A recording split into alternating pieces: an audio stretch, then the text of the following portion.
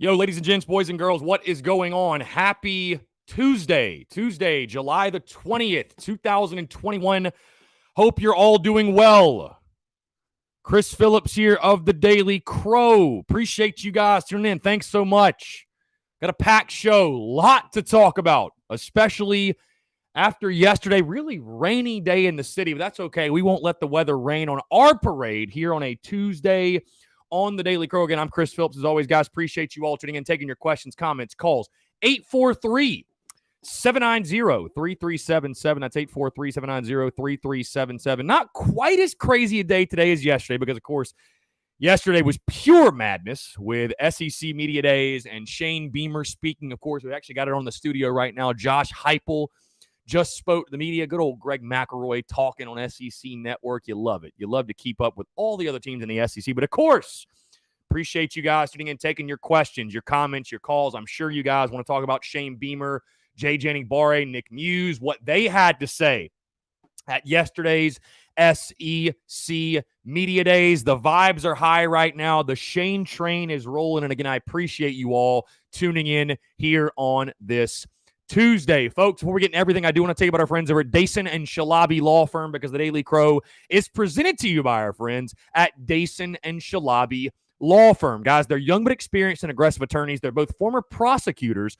who used to represent insurance companies but switching sides. And they both worked at larger law firms where they've represented hundreds of clients at a time. And guys, they both left to start their own law firm because they understand you're not just a line item, you're not just a number, you're a real human being, and you need to be treated as such. They're a small boutique law firm that treats their clients like family. Guys, they're going to know who you are and treat you like a client and not a number. They also handle injury cases that arise from car accidents and work accidents. Guys, do not try to take on the insurance company yourself. You've been involved in an accident. The last thing you should be worried about is paperwork, dealing with the insurance company. Let the experts over at Dason and Shalabi Law Firm handle it for you. Guys, they use the latest technology to make representation efficient yet effective. Again, guys, like I said, let them take care of everything for you. You don't even pay them unless they recover money for you. Rami's in Columbia, Curtis in Charleston. They handle cases statewide. They also offer virtual or in-person consultations at no charge. Guys, give them a call today in Columbia, 803-973-0304, or their Somerville location, 843-388-3368. Or, of course, guys, your one-stop shop, their website, dsinjurylaw.com.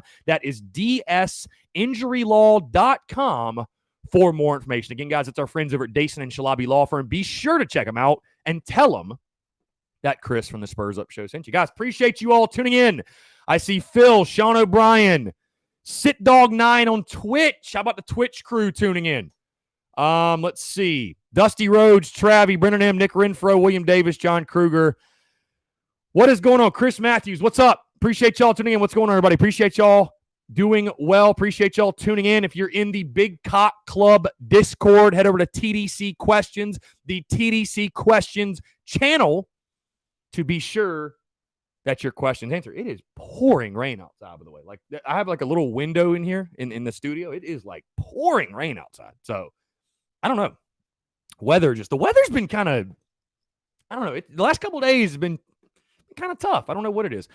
Phil says daily weather report from New Hampshire, 81 degrees and hazy. What is hazy exactly? Am I crazy for not like when you say hazy, what does that mean? What does that mean exactly? Let's see. William Davis say, hey, great day to bleed garnet and black. I'd agree with you, William. I'd agree. What a great day it is, man. Obviously, the vibes are through the roof right now after Shane Beamer crushed it at SEC Media Days yesterday. You see, I've got Spot the Damn. We're ready. I mean, football season started. Football season has started. We all know SEC Media Days is the official start to the college football season anyways. Bro, let's just go ahead and get into fall camp. Let's get this thing freaking rolling. 46 days to go, but we should start right now. Travis says, what's up, Chris? Gamecock Nation, Daily Crowers. How about Beamer killing it yesterday? We have a sharp leader. Now just translate to W's coach. Let's have us a freaking day. Indeed, sir. Yes, sir. Let's have us a day. Chris Matthews says, did they take a shot at Beamer when they introduced him to stage talking about, let me be clear, he hasn't led his team to victory? You know what's funny? I didn't even hear that, but I don't know, man. I don't know, and I really don't give a damn, to be totally honest with you. Let's see. J2469 says, what in the wide world of sports is going on? Is it me? Jay, be more specific. I don't know what you're talking about.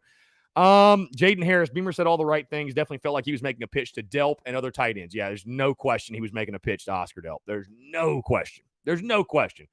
Miller Time, 6289 says, where's our commit? Miller Time, I don't know. I will say this, though. Keenan Nelson did put up a tweet that had a hourglass emoji. So who knows? Who knows?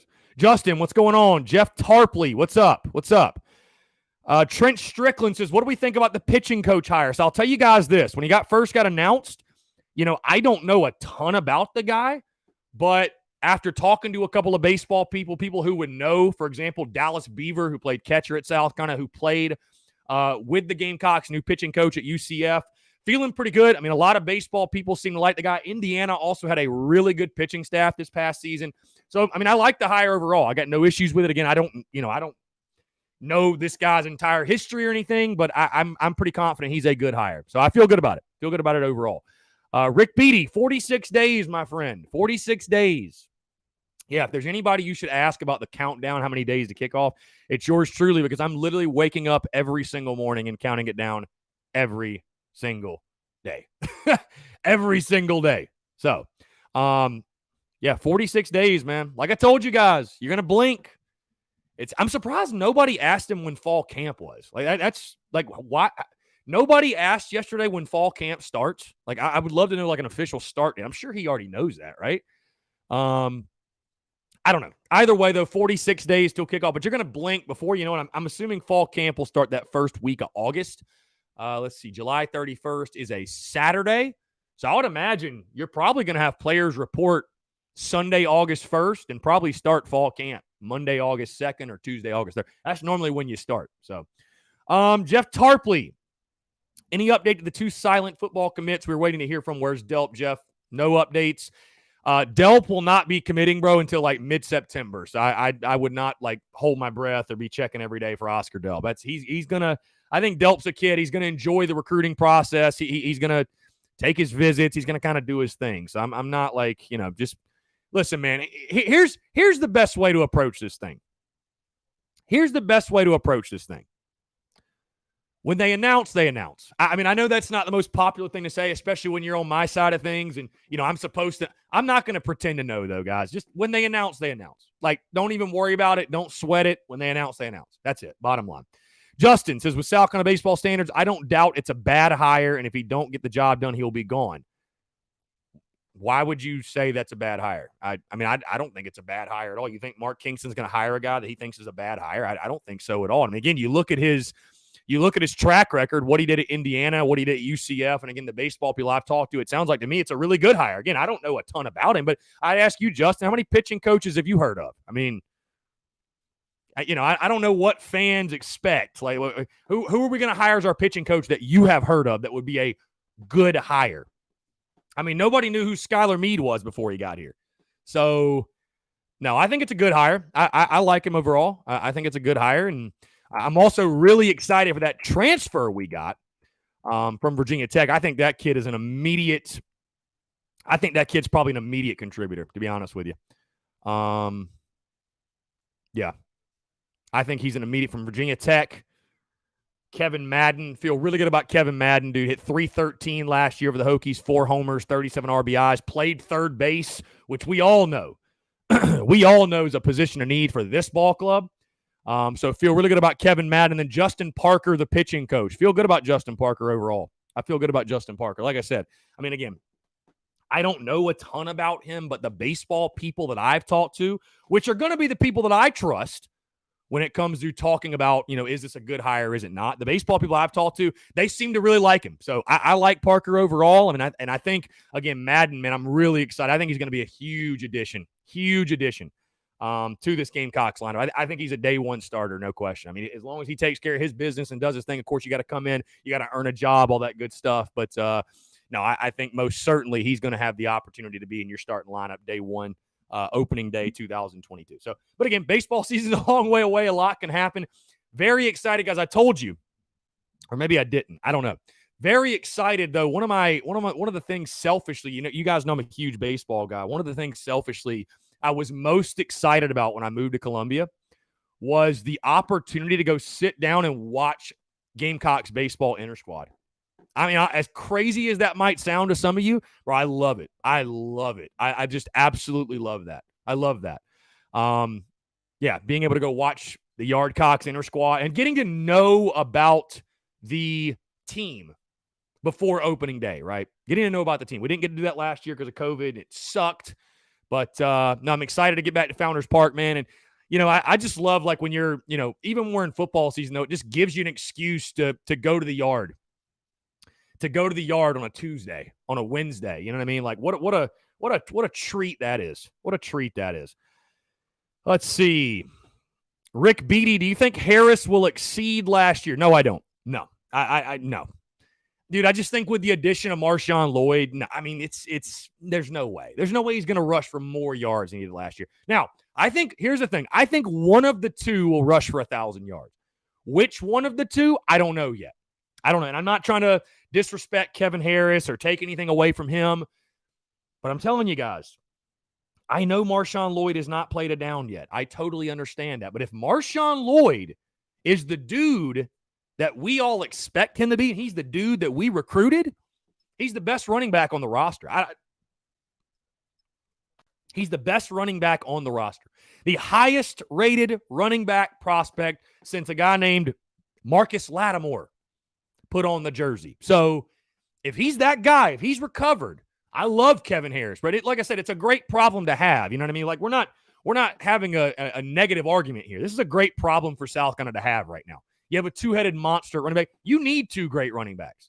So, but for Harris, do I think Harris exceeds what he did last year? I mean, what, he run for 15 touchdowns? There's no way he runs for that many. Just because the carries will be split to some degree. To some degree. I think it's going to be a 1A, 1B. But, hey, I don't know how Shane Beamer and Satterfield want to approach this thing. Do they want to give one guy the bulk of the carries? Do they, how do they want to go about it? You also got Zaquandre White and Rashad Amos that need carries or that want carries. So, we'll see. But I don't see Kevin Harris exceeding what he did last year. I don't see him exceeding that. Simply, just like I said, from a distributing the carries side of things. Savannah Webster, any idea when the rest of the drafted will announce if they accepted or coming back? Who else besides Allen has signed? That's a great question, Savannah, because I think the date is like September 1st. They have a little bit. Nobody's signed, I don't think. Now, again, I would not get your hopes up, Savannah, or everybody else. Like, Wes Clark's going to sign. Thomas Farr is going to sign. Brandon Jordan's going to sign. Brett Carey's going to sign. Like, I don't, I think it'd be kind of some false hope to think those guys are going to come back. And, I mean, hey, if they do, they do. Like, whatever. I'd be shocked, but if they do, they do. But nobody else is signed besides Brady Allen. Justin said, I said with South Carolina baseball standards, I don't doubt he's a bad hire, meaning I don't think we're going to hire. Oh, okay. Justin, you're good. I figured you meant that, but I figured I'd just go off on a little rant as well because I saw some people talking about the hire and stuff like that. Billy Beard says Delp is at Clemson. That's a good joke. Clemson's not even in his top two, bro. Clemson's not even in his top two. Let's see. Sean O'Brien, how do you see Dak fitting in our offense this season? That's a great question. Listen, I think right now he's one of your top receivers. I think that he's probably it's probably Amarian Brown. Is EJ Jenkins more of a receiver or tight end? And then you go to, I think, a Dak. I think Dak, Jalen Brooks, Josh Van. Maybe does Ortre Smith factor in somewhere? Maybe does, Rico Powers or Jakari Caldwell. I think Amarian Brown is going to be wide receiver one. I've said that many times this preseason. But what I'm excited for Dak is, he has an undeniable skill set. The athleticism he possesses, I mean, it's a God-given ability. And so to see Satterfield and Beamer get the most out of him, and hey, how are they going to use him? As a true wide receiver? They're going to use him in the screen game. They're going to use him in a wildcat package. They're going to use him in jet sweeps. I think there's a lot of different ways you can use Dak Joyner. Again, is he going to be the feature guy on our offense? I don't think so, but certainly there are more ways that you can and they will use him than what we saw in the past. I think we all agree Dak Joyner was severely underutilized by the previous regime, no question.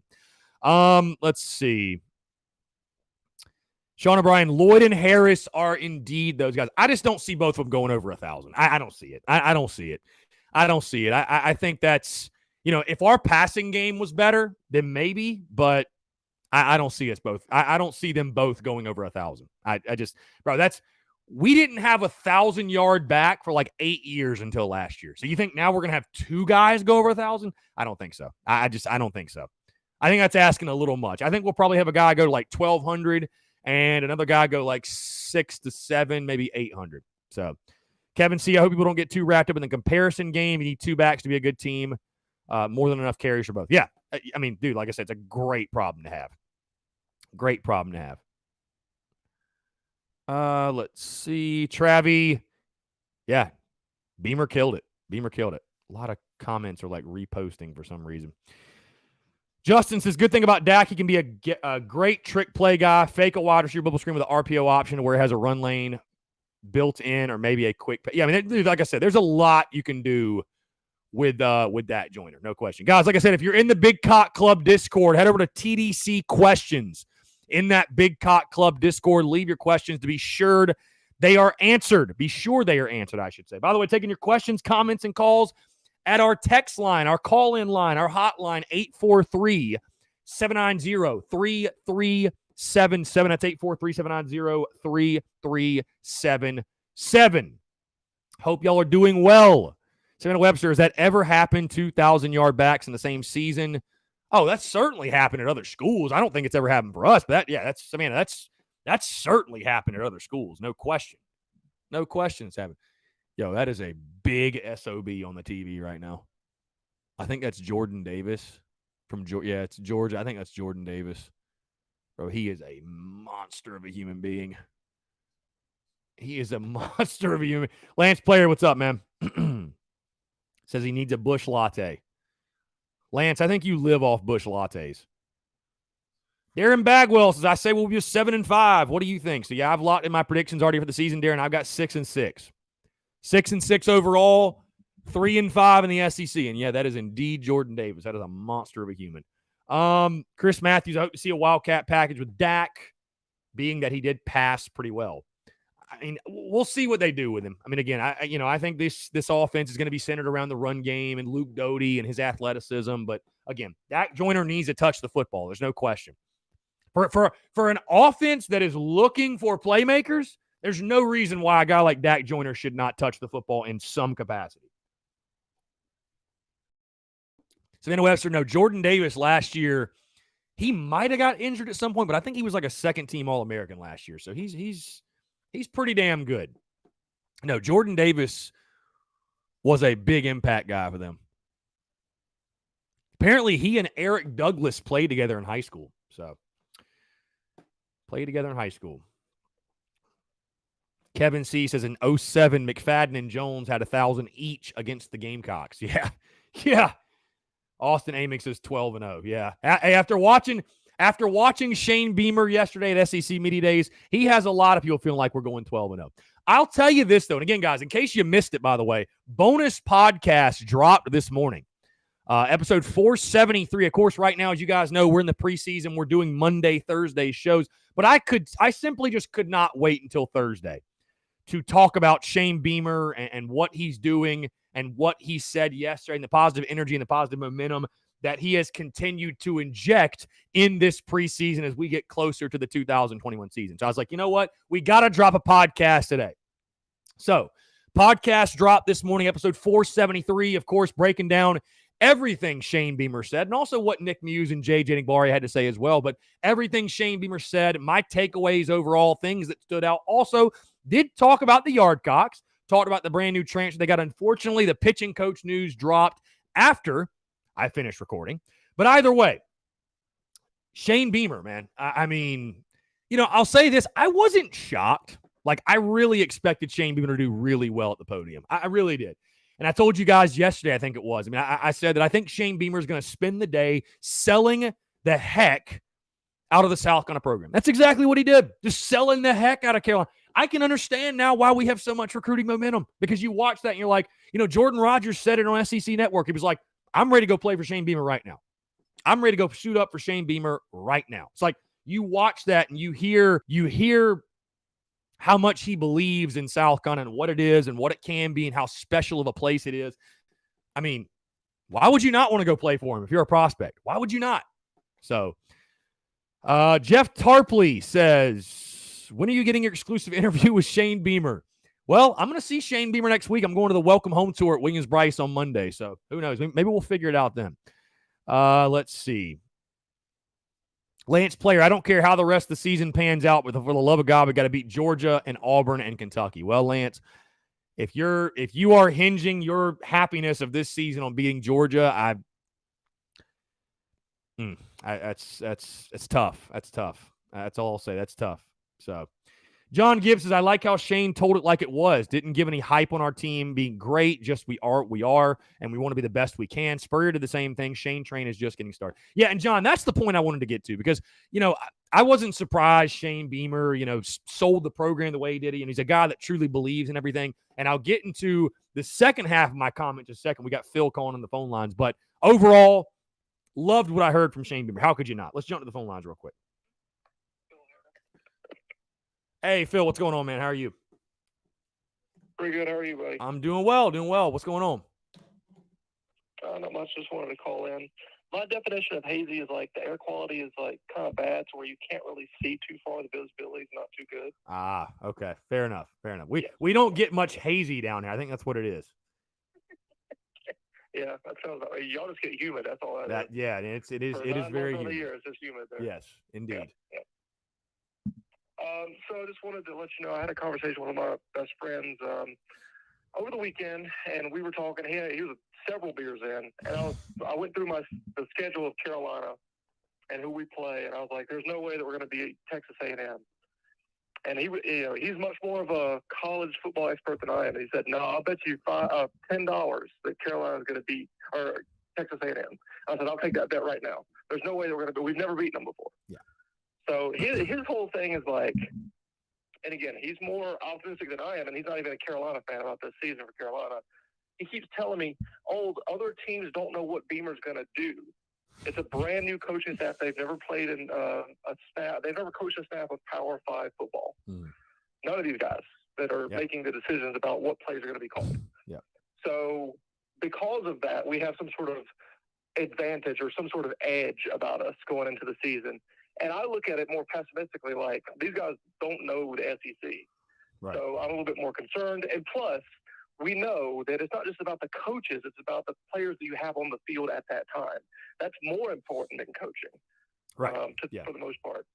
So, again, I was like, I'll take that bet all day long. There's where we're gonna beat them. And he was like, man, you need to be more optimistic about the season. I'm like, 6 wins is pretty damn good, and I think that is pretty optimistic for a first-year head coach in the SEC. Yeah, I would put $10 on A&M beating Carolina, and I mean I'm a Carolina fan, but sure. Yeah, I would in College Station. Yeah, I would. Your buddy's not going to have a very long career gambling if that's the type of bets he's putting down. So I mean, dude, here's the thing. Not only. I mean, you also should let him know. It's like not only is A&M expected to win, they're probably going to be like a 3-touchdown favorite. I mean, maybe not. I don't know at that point in the season.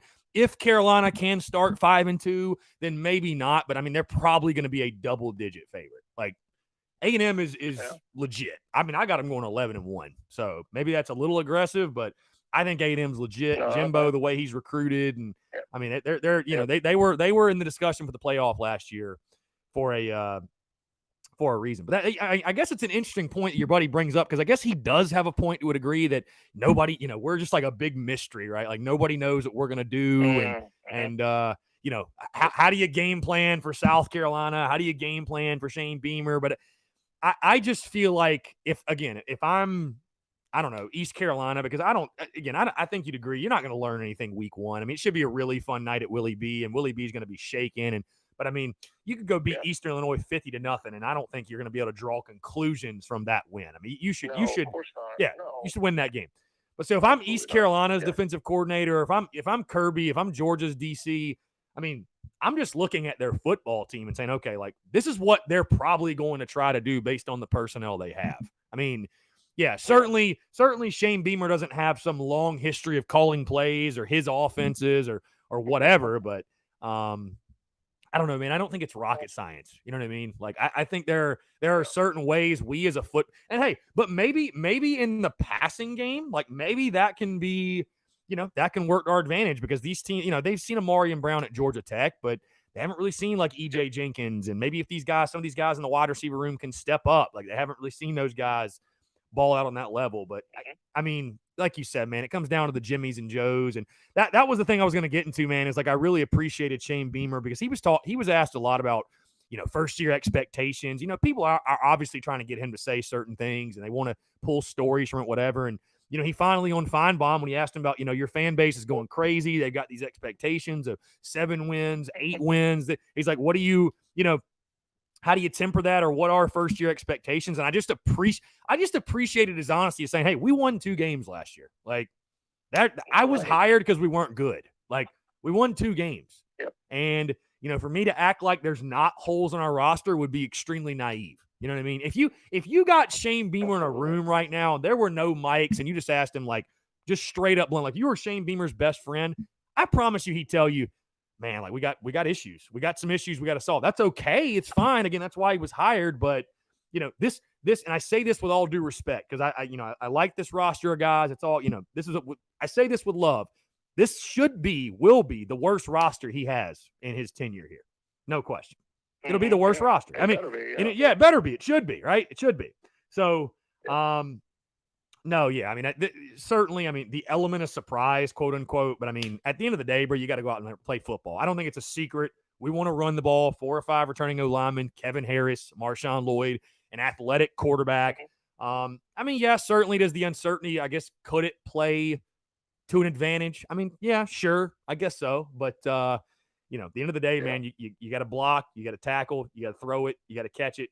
Don't turn it over. I mean, the basic of football is there. So, I don't know. We'll see how it shakes out. But I agree with you, man. I think it's smart for fans to just and I said this on social media, just, hey, we're excited. I'm fired up. I mean, listening to Shane Beamer, it's intoxicating, right? It's hard not to, I'm sure it'll be the same way Monday when I go to, the welcome home tour. I mean, it's just very intoxicating and it feels so good as Carolina fans because we've been starved for it for so long where it's, somebody on Twitter said it best yesterday. I thought they said that, Will Muschamp viewed this as a job and Shane Beamer views this as a home. Like it's just a totally different feel, right? It's a totally different feel. But again, as great as yesterday was, you don't win games in July. You got to go line up and go play football. So, and at the end of the day, like you said, you got to have Jimmys and Joes, man. Bottom line. I promise you Shane Beamer could go coach Clemson this year and probably go win every game.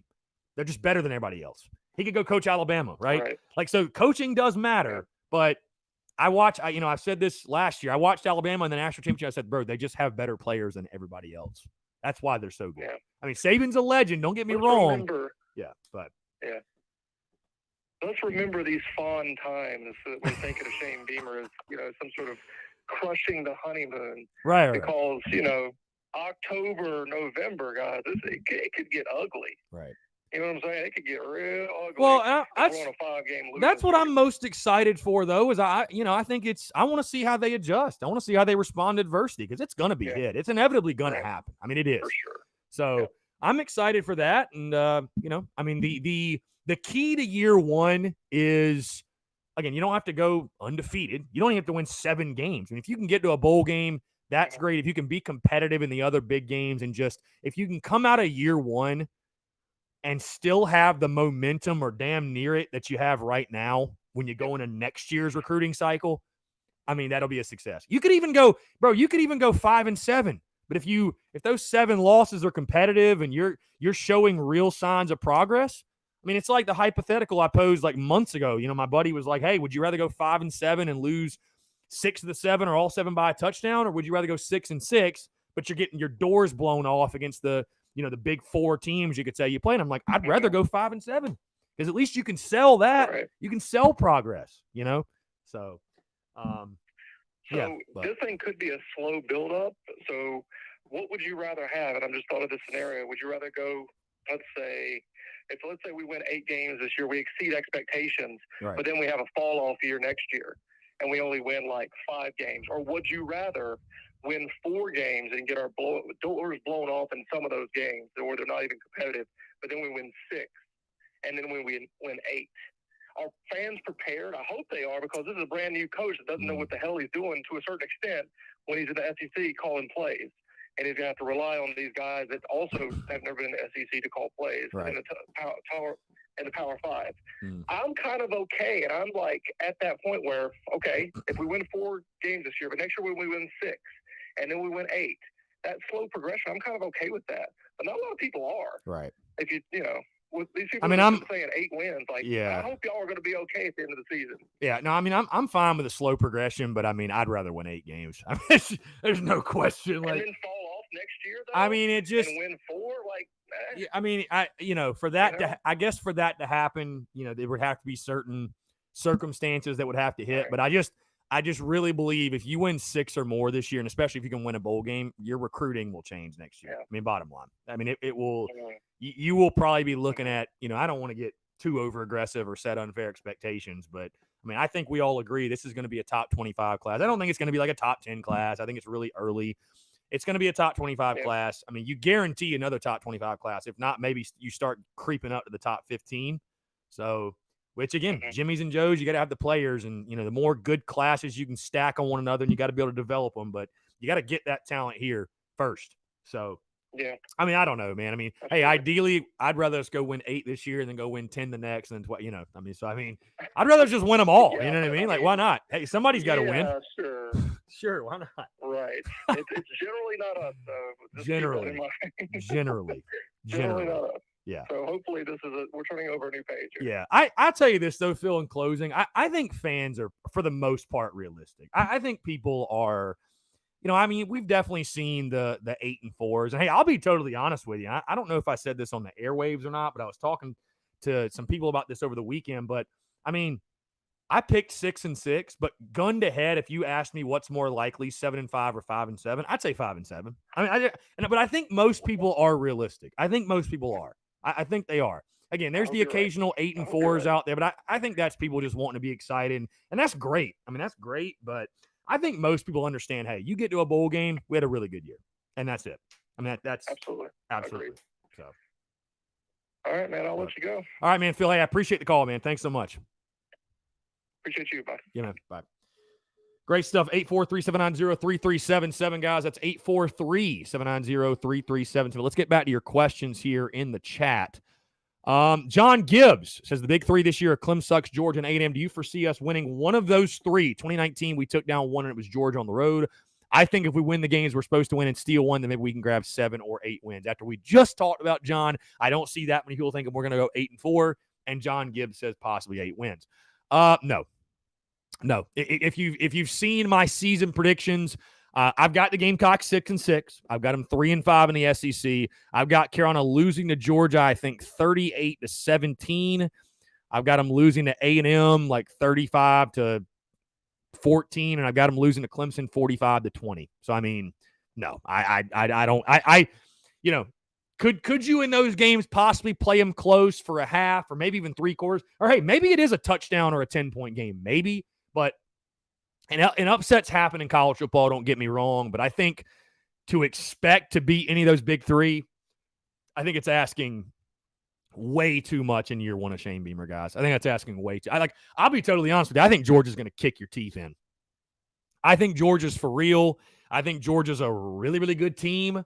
And again, that doesn't mean Shane Beamer's a bad coach or that we're going to be a terrible football team, but we're not on the level of Georgia. We're not on the level of Clemson. We're just not. Just call it for what it is. We're not. Right now, we are not.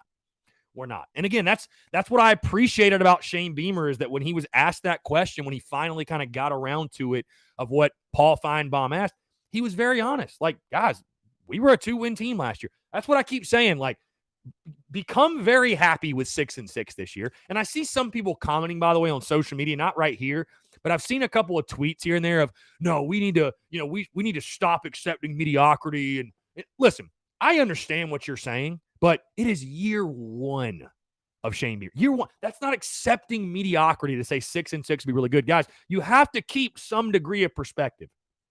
You have to. This is a program that's won 6 combined games the last 2 seasons. A 6-win year would be great. It would be great. I also think 5 to 6 wins is realistic. Jeff Tarpley. That's why I picked 6 and 6. I think it is. I feel very good. I feel very good about my picks. I do. I feel really good about them. But again, you start getting to the 7-5s and especially the 8-4s, man. I mean, guys, I've said this before and I'll say it again. Here's what you are banking on, saying that Carolina is going to be an 8-4 football team. Here is what you are banking on, okay? And now hear me out. Because maybe it could. There's a reason there's a best case scenario and a worst case scenario, right? I think worst case scenario for this team this year is probably 3-9, right? If everything just went, if we were way worse than we thought, Luke Doty ain't worth a damn. I mean, I hate to say that, but worst case, right? Worst case. Defense is still terrible. You lose to East Carolina week 2, 3-9. I think 3-9 could happen. But hey, best case, I say 8-4. But again, what you are saying in a best case scenario at 8-4 is that basically every single question we have right now on our roster, on our football team, the answer comes out to be the answer we want it to be. It is a positive answer. It works out in the positive for us. And you guys know, we've been watching college football long enough. We've been watching Gamecock football long enough. Every answer is not going to be the answer we want it to be. There's just no way. And what you're saying at 8-4, you're saying South Carolina is basically going to win every single swing game that it plays. And that is very aggressive. That's very aggressive. I think it's funny how you see people in the preseason that are looking at the schedule saying, "Oh, Missouri, that's a win. Oh, Kentucky, that's a win. Tennessee, that's a win. Auburn, that's a win." I've got us going 2-2 in the swing games. But to act like, oh, Mizzou, we're just going to go out there and beat their ass, like, bro, we haven't done that in a couple of years. So, hey, trust me, I'm as excited as anybody. But I'm also trying to be that person that, again, don't not have expectations and don't not be excited. But I just think expecting 8-4 out of this club in Shane Beamer's first year, I just think don't lose sight of the fact that getting to a bowl game would be a really, really good season. That's all I'm saying. That's all I'm saying. That is all I'm saying. Hey, I hope we go 12-0. You know what I mean?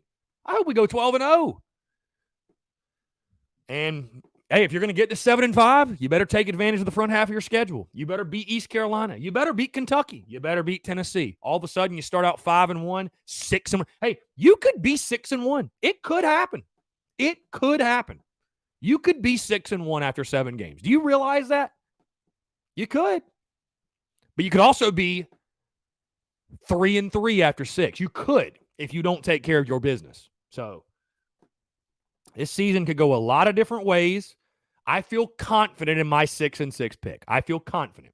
I think this will be a team that will flash at times, but this is also going to be a team that gets exposed at times. This is going to be a team that the deficiencies are going to shine. There's going to be certain games and there's going to be matchups that are not favorable for us.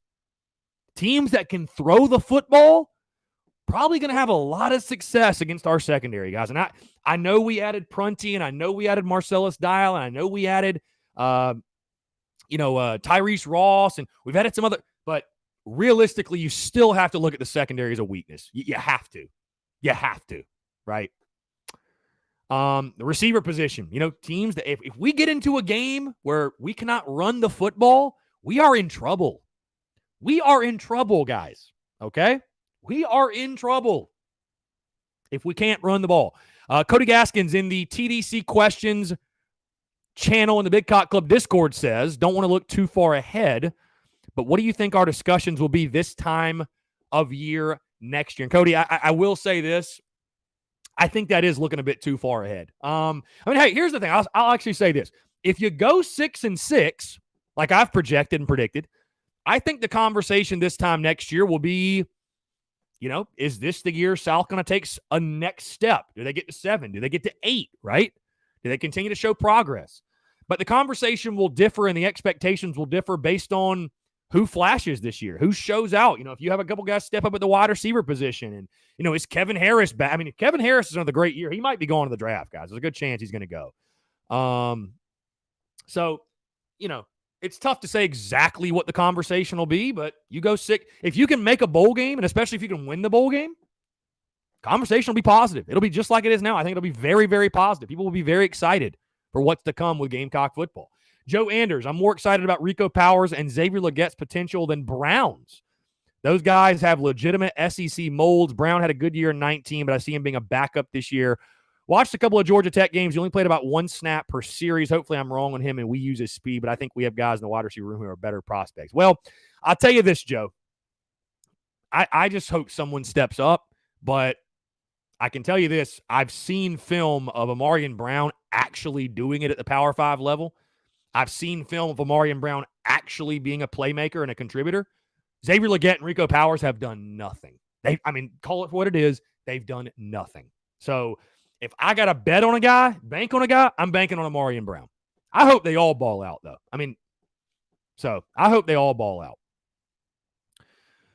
Let's see. Travis says, hey, we've seen an 0-11 season come back with 8-4. Cock-a-damn-doodle-doo. Indeed, Travis. Hey, anything's possible. Like I said, best case scenario, I think 8-4. It's real. Heath Hagler, hopefully our fans finally realized yesterday that Luke Doty is starting. Yeah, there's no question. There's no question.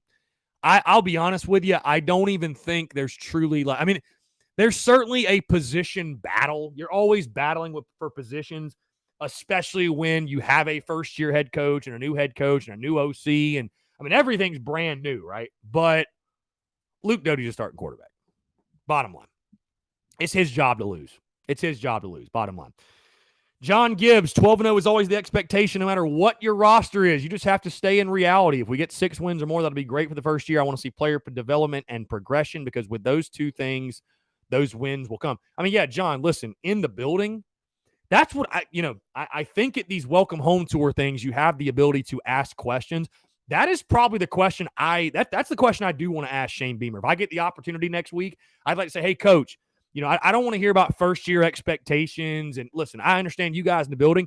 Your goal and expectation is to win each and every single time you hit the field. But I'm curious for your program, the culture of your program, what are year-in, year-out goals for your football program? The previous regime had beat the East, win the state, right? And Steve Spurrier was a very, very big goal setter, right? Very big goal setter. I'd love to know, what are Shane Beamer's year-in, year-out goals? Because again, I promise you there's no coach in the building that's walking the media room saying, all right, guys, well, if we go 6-6, we had a great year. Nobody's saying that. Of course they're not saying that, right? But, what are the year-in, year-out goals for Carolina football under Shane Beamer's leadership? I'd love to hear him expand on that.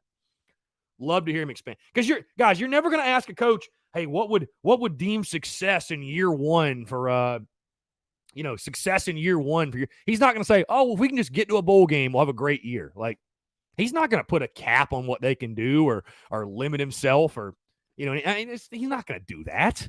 So, he's not going to be like, well, man, I saw your predictions. If we go 6-6, we had a good year. Maybe we can get to 7-5. Like, nah, of course he's not going to say that. So, I don't know. If I get the opportunity to ask a question, I will be asking that question next week. Let's see. Kevin C. Brown from Georgia Tech, a grad transfer. Does he have a few years of eligibility? He's got a few years. Yeah, he's got a few years. Yeah. He just entered the portal. He's not a grad transfer. He left there, I think, as a sophomore. So I think he's got 2 years. Joe Anders, preseason predictions mean absolutely nothing to. If I'm banking on one guy in the wide receiver room, it's E.J. Jenkins. Well, Joe, hey, I'm in the business of making predictions. So I'm going to keep doing it. If you don't like it, whatever. It is what it is. But I feel confident with my predictions. I think 6-6 is a very fair prediction. I think anybody who's expecting 8-4 or better is I don't know. To each their own. To each their own. I respect all the predictions.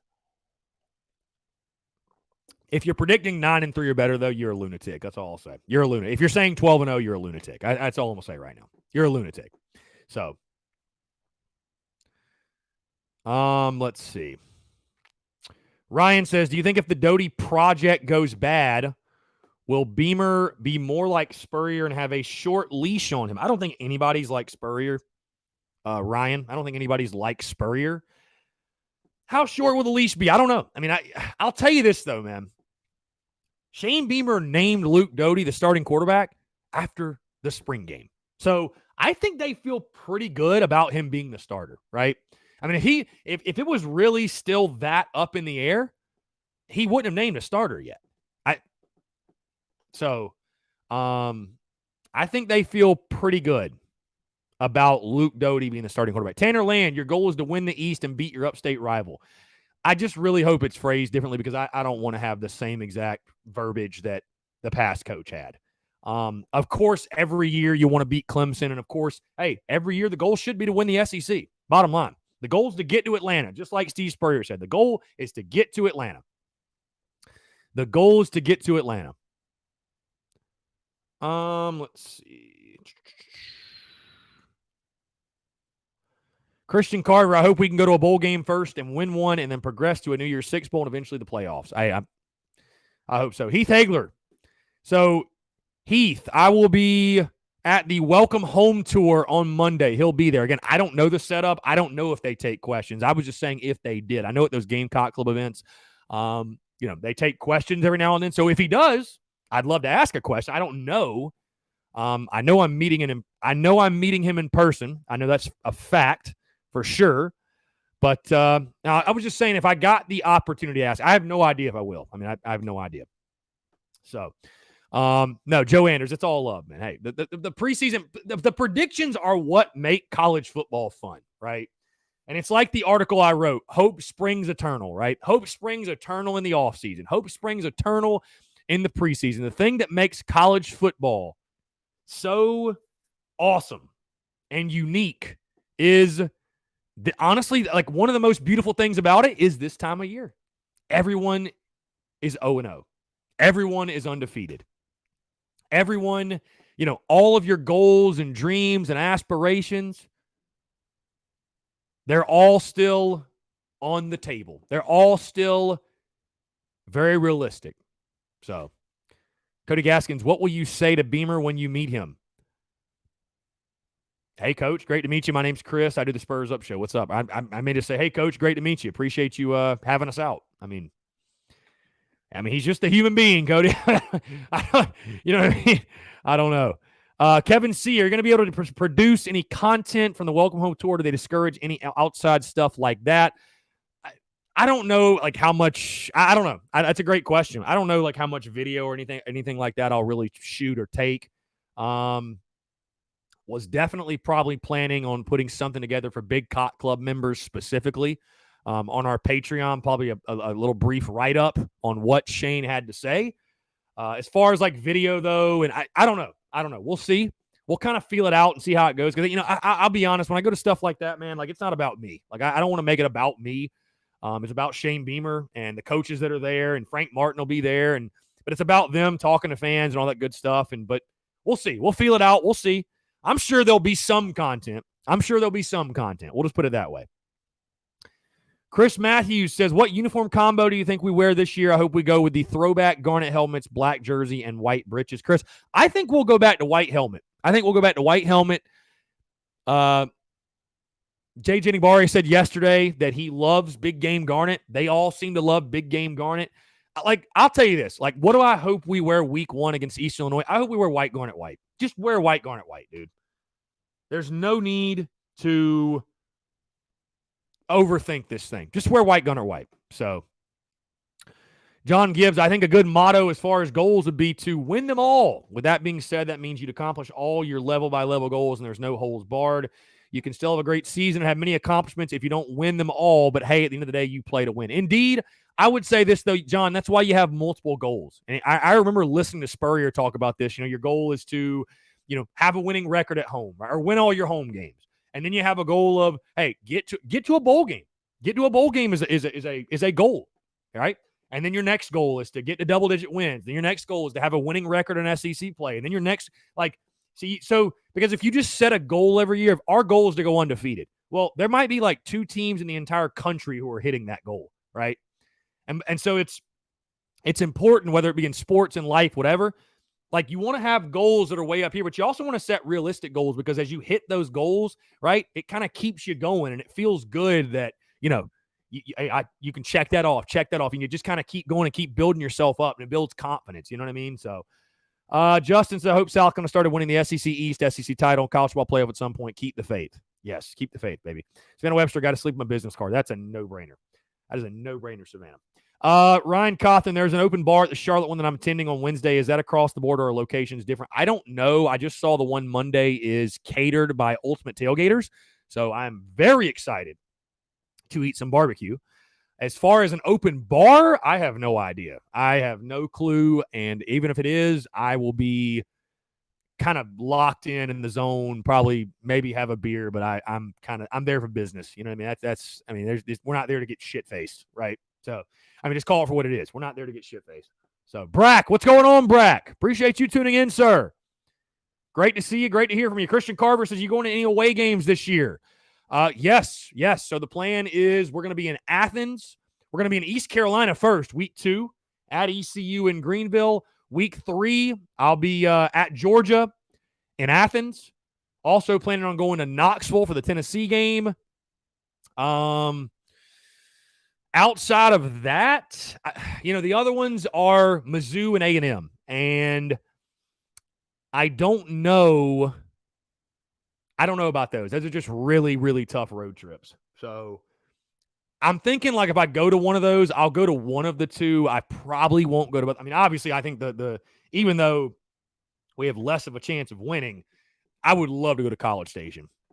I've heard really good things about Texas A&M and Kyle Field. They're actually showing Kevin Harris right now on the TV, by the way. SEC leading returning rushers from 2020. Kevin Harris, 1,138 yards. Isaiah Spiller, 1,036. Tank Bigsby, 834. So, James Kendall, appreciate you bringing this up, James. By the way, he says you need to give Beamer a koozie. Guys, just a quick update. Koozies are getting shipped out ASAP. There was a back order on those, had to order more. So if you have not gotten your koozies yet, just wanted to let you guys know those Beamer Ball and Welcome Home koozies will be going out. I promise you.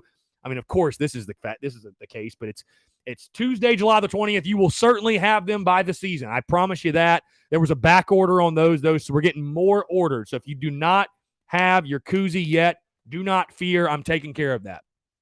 Just wanted to let you guys know. Let's see here.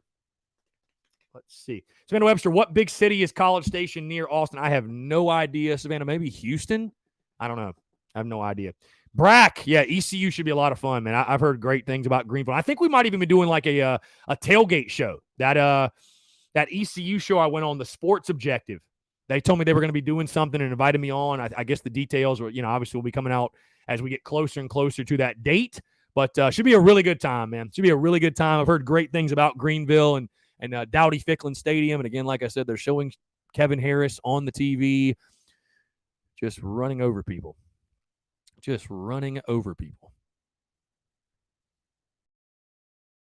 Yep, the SEC's leading rusher.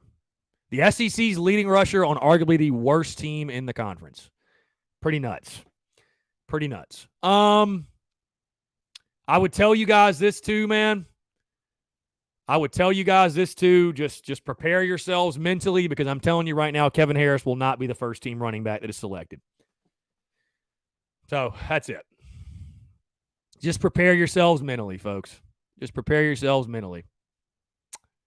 He probably will be third team, which is total BS, but it is what it is. I don't know. Anyways, Sit Dog 9, yes, of course I do. Twitch viewers, I love the Twitch viewers, man. Appreciate you, Twitch viewers. Tailgating Greenville will be awesome. Yes, it will. Yes, it will indeed. I'll really, noon kickoff. That's going to be a very, very fun day. I'm very much so looking forward to that game. No question. John Gibbs, woulda, coulda, shoulda, but we should have beaten A&M at least 3 times by now. Very frustrating to start the rivalry off on the wrong foot. Yeah, man, they've had our number, dude. They've had our number. I would love to switch cross-divisional opponents. I really would. I really would. I don't know, man. And they asked Nick Muse. They asked Nick Muse about this yesterday. Said, why do you feel A&M's had you guys' number? He's like, well, they're just a really good football team. So, I mean, and while that's true, though, I mean, it's been brutal. It's been brutal. Guys, quick reminder, by the way, episode 473 of the podcast did drop this morning, breaking down everything from yesterday's SEC Media Days, everything Coach Beamer had to say, my biggest takeaways from SEC Media Days. Also, what Nick Muse, JJ Enagbare said as well. And also talk some Yardcocks baseball the latest pickup in the transfer portal. Very big pickup from Mark Kingston's squad, and a guy that I think is going to be an immediate contributor in their lineup. Also, of course, the Gamecocks did get a new pitching coach, but unfortunately that was not in the podcast because it happened after I finished recording. Guys, get this. I posted 19 times on Instagram yesterday. 19. That's a lot. That is a lot. So the content was flowing yesterday. The content was flowing. Let's see. Sit Dog 9. Lindy's has Tank Bigsby ahead of Harris in the running back ranks. Thoughts? I would say this, Sit Dog. I mean, it's kind of a thing where there's like a lot of bias involved. I mean, Carolina fans think Kevin Harris is the best. Auburn fans think Bigsby. A&M fans think Spiller, et cetera, et cetera, et cetera. I can tell you why, though. The reason that Bigsby is ranked ahead of Harris, again, what are they basing these rankings off of? What are they basing these rankings off of, right? Are they basing them off of just pure statistics? Well, they're definitely not. They're definitely not. Are they basing these rankings off of their upside, how good of a player they'll be at the next level, who they'd want to start their team around? I don't know. But I can guarantee you that's why they're putting Bigsby ahead of Harris, because most people feel like Bigsby has more upside, if you will, than Kevin Harris. I'm just telling you, don't shoot the messenger. I'm just telling you the reason they're doing it. So, John Gibbs, see you there. We'll see you there for sure, man. Going to be a really good time. Going to have a couple buddies with me. Going to be a really, really good time. Going to be a fun night for sure. Justin Martin, yes, the SEC is definitely the best conference in college football, and it's not even close. Savannah Webster, no player on our team will get respect until we earn it by winning games. That's a very good point, too. I mean, people don't really want to give a player respect that was on a 2-win team last year. And that's just, fair or unfair. It's just the truth, I mean, I think we all agree if Kevin Harris was on Alabama, he would be preseason first team everything, So preseason first team everything. Yeah, and John Gibbs says, because Harris has competition and Bigsby doesn't, Harris has to compete with Lloyd now. Yeah, that's another great point. I wonder if a lot of people are saying, you know what? He may not even be the feature back in his own backfield. So maybe they are punishing him for that. Again, I'm not saying that's fair or whatever, but it is what it is. I mean, it doesn't matter. I mean, I don't know if it was John Gibbs or whoever was saying, Joe Anders, maybe somebody earlier saying that preseason predictions and all that, they really don't matter. Well, bro, neither do the freaking all-conference. Like, who cares? Nobody cares. The only all-conference team that matters is the postseason one. That's the only one that matters, right? I don't give a damn if you make preseason all SEC. Go out there and ball out this season and make postseason SEC. So, Travis says they see Bigsby is surrounded with a better team right now, and that is okay. Yeah, you're absolutely right. Guys, man, great day today. Great show today. Tomorrow, we are at Tin Roof, 5 to 7. So, we're still going to be live on the Daily Crow, of course, noon to 1. At Tin Roof, though, 5 to 7 in the Vista. If you're in the city, if you're in Columbia, come out in the Vista off Senate Street. You guys, if you're here, you already know where I'm talking about. We'll be at the Vista, though, 5 to 7 live. Once again, we're live there each and every single Wednesday night. So be sure to come out. Very exciting. I will actually be joined by 2 special guests. If you did not see the graphic yet, my good buddy Jeff O'Hara of Cox by 90, he'll be swinging by, as well as former Gamecocks quarterback and friend of mine, Perry Orth. We'll sit down, talk kind of football. I'm sure we're going to talk a lot about what Shane Beamer said, continue to talk about predictions and what we're projecting for the season moving forward. We're going to be a really, really fun night at Tin Roof. John Gibbs, yes, this Tin Roof thing is permanent. Yes, that's why the graphic says every Wednesday. Yes, I mean, it's at minimum, it's going to run through football season. At minimum, John. So, yeah, it is a permanent thing. The only Wednesday I will not be doing it is in a few weeks. I will be going to Missouri for my brother who's in basic training. As you guys know, I'll be going to his the family day graduation thing. But yes, it is a every Wednesday thing. It is a weekly thing that I'm very, very excited about. Again, Cox by 90 and Perry Orth joining me tomorrow afternoon at 10 Roof. Also, guys, of course, the Daily Crow Rolling All Week podcast will drop again on Thursday as we begin to break down the Gamecocks offense, defense, special teams, and then we'll dive into position unit previews for the 2021 football season. So a lot going on right now, guys. Content bleeding out the eyeballs. Again, I truly, truly, truly do appreciate you guys. Extremely grateful for all of the love and support. Byron Moore, you're a slapdick, just so you know. All right. Appreciate you guys tuning in, guys. You have a great rest of your Tuesday, and we'll talk to you soon.